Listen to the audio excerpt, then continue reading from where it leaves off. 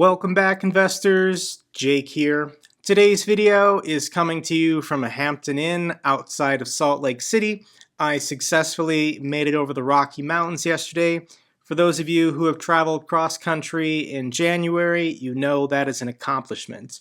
And in this video, let's do the good news, bad news of my position in HCI. Once again, this is the real estate company based out of Florida that is kind of a holding company for several divisions: real estate, reinsurance, property and casualty, and insurtech. This is where the planned TypTap IPO was supposed to happen. And I bought these shares 3 or 4 months ago, 100 shares, and I'm down 43% on my cost basis. Not a good feeling being down $5,400.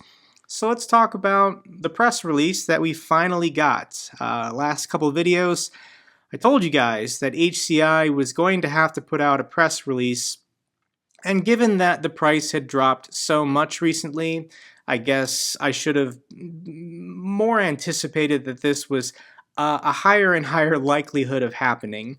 But HCI says that in light of recent market conditions, this is the collapse of all of these high-growth tech stocks with basically no earnings, HCI's board of directors determined that current market pricing for the planned offering does not accurately reflect TypTap's value.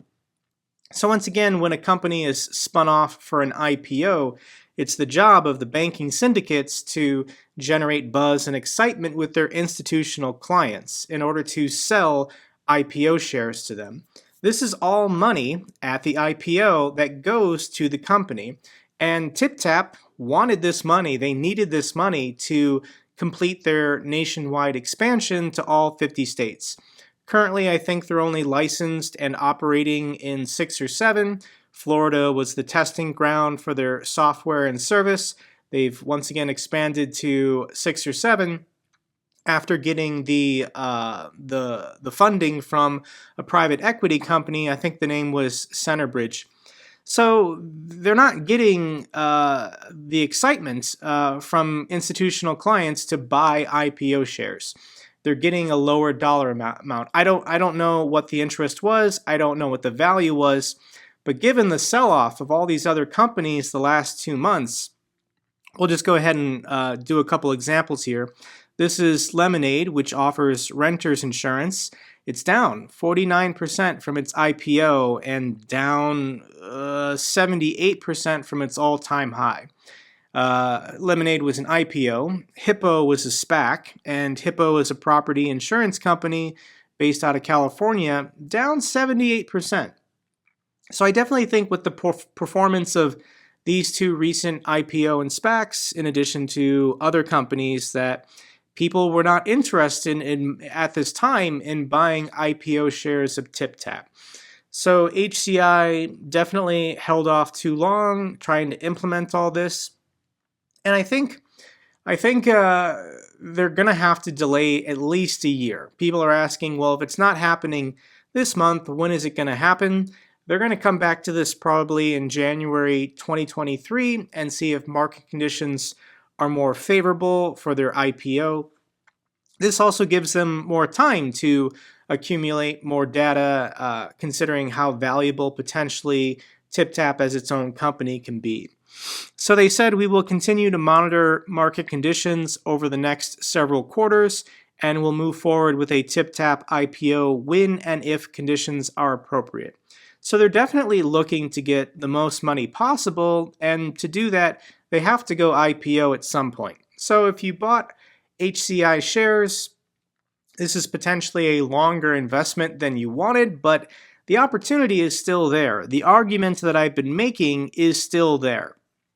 So HCI, before anybody knew that TypTap was going public, this is once again the Florida-based real estate company. This is how their stock performed up until March or February. So it's about $60 a share. That's what they valued the Florida real estate company at.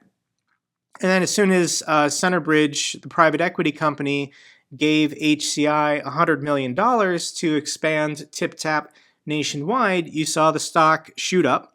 to about $70 or $80, and it just kept going up and up as people were anticipating that the TypTap IPO would get a valuation of at least $1 billion, maybe 2, 3, or 4.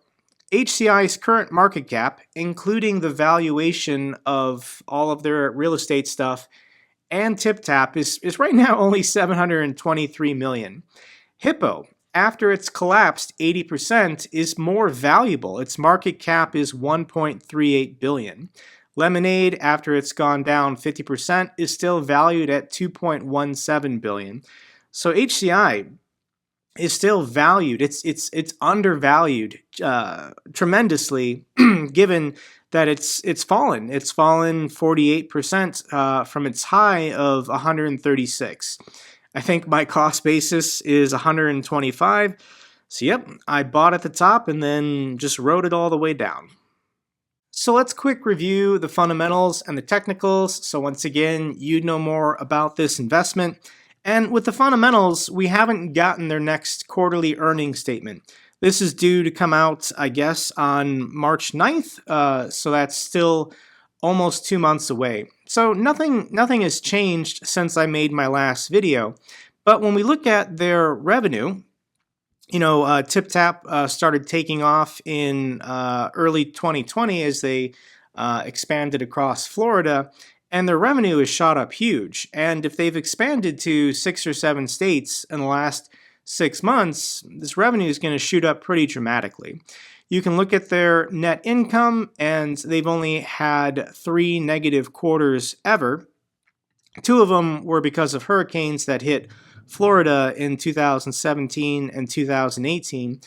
And then the most recent quarter was negative. They didn't have a positive PE. And the reason why is because they're spending so much money trying to expand TypTap. When you have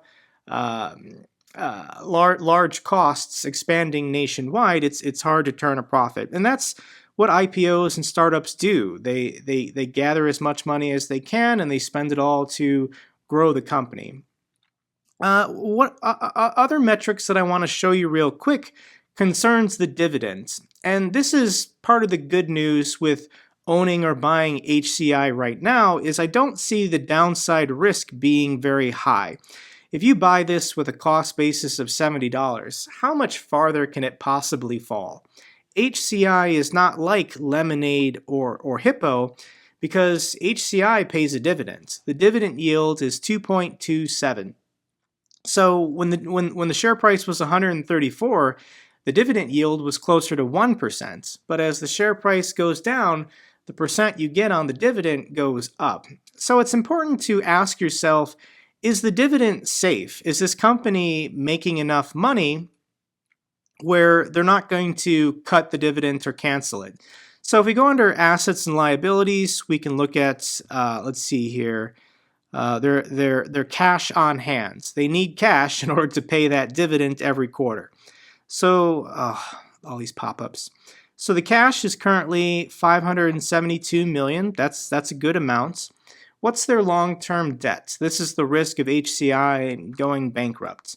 And their long-term debt is only $78 million. So you got over $500 million cash on hand and only $78 million in long-term debt. So this is a very well-balanced, healthy company, and I don't think their dividend is at risk here.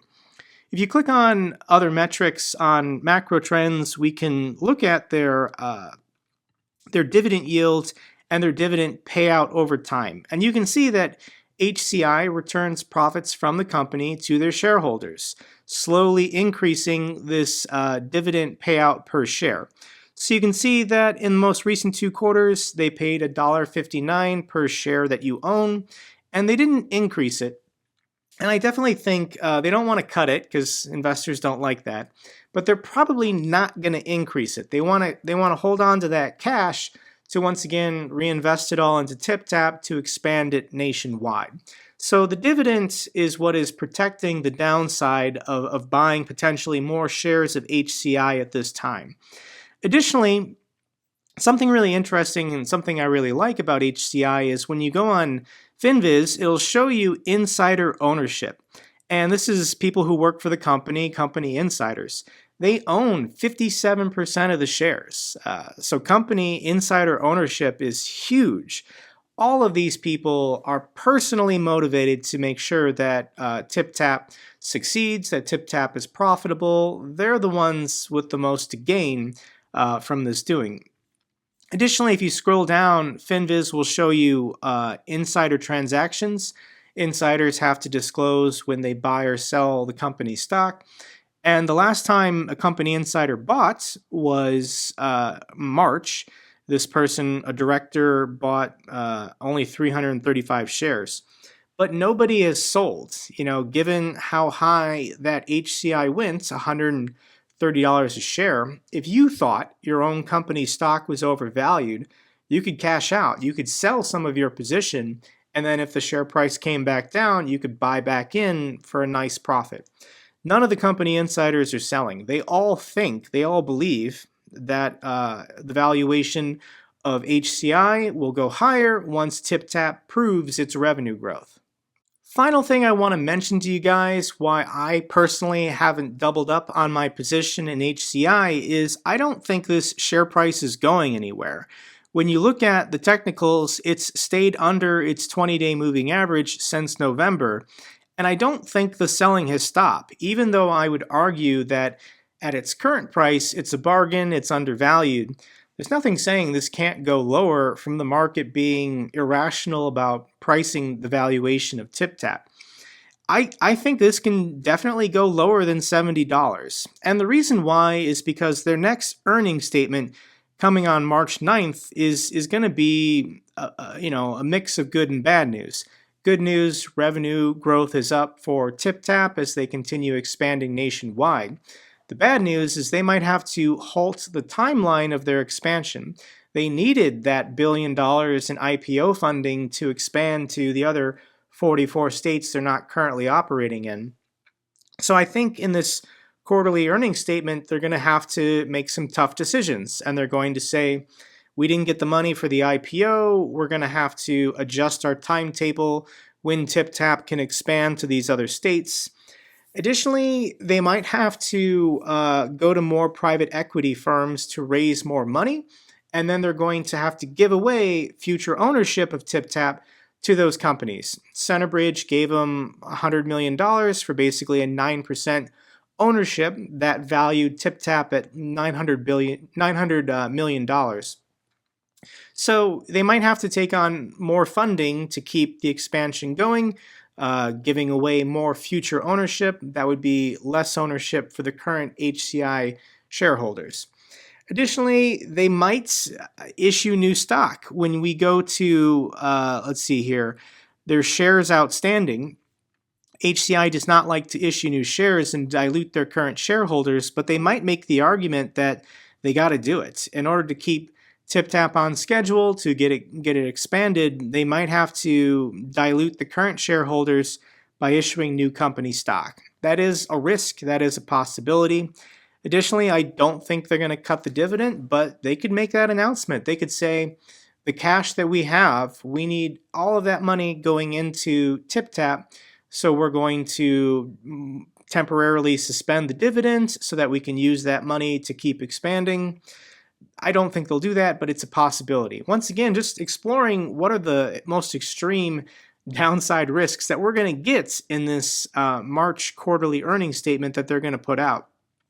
And I think even though there's going to be good and bad news, in the short term, investors are going to just highlight the bad, and they might not be profitable for another quarter, once again, spending so much on TypTap. So this can definitely go lower. I think if this gets down to $60 a share, then I will potentially double up my position. But in the short term, this isn't going anywhere. Long term, guys, a year from now, this will probably go back up. These moving averages are going to have to converge.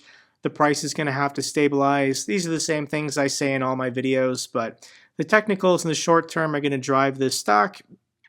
And I think, once again, I'm going to wait to buy or sell or do whatever until March when we know more from the company. Okay guys, if you enjoyed this video, give me a thumbs up so the algorithm knows it's good. If you have any comments or questions, let me know down below. I love hearing from you guys. Till the next video, take care.